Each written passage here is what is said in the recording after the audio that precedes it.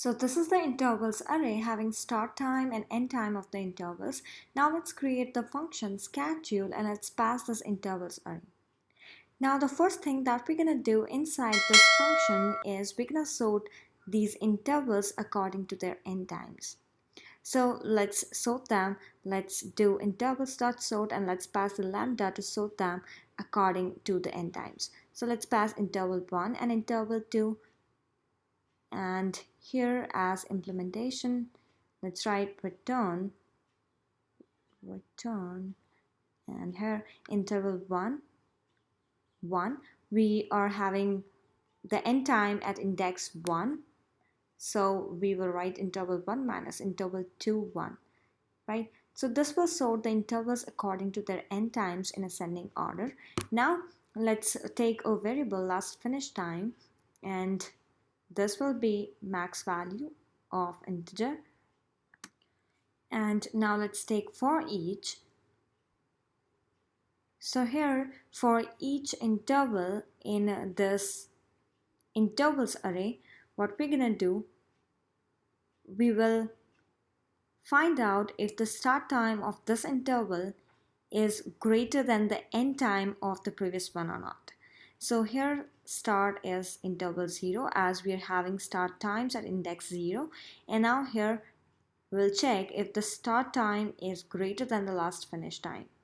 If it is true, then we will update the end time as interval 1, which is present at index 1. That's why we're taking interval 1. And now here let's take optimal schedule set, in which we will push all the intervals that we want in the result. And here we will push this interval in this array, optimal interval set, and let's push this interval. That's it. So after pushing this, we will update the last finish time. As we are selecting this current interval, we will update the last finish time as the end time of this interval. And finally, we will return the result, which is optimal interval set. Now coming back here outside this function, we're going to invoke this function to get all the intervals, all the non-overlapping intervals. So schedule, and here let's pass this intervals array. This will return us the result. This is optimal schedule, and now let's print this optimal schedule.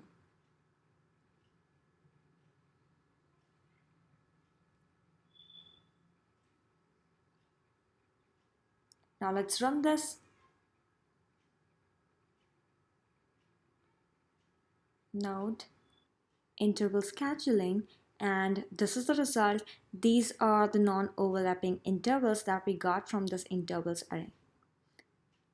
And this is the maximum number of intervals that we can get from this intervals array. Maximum number of non-overlapping intervals.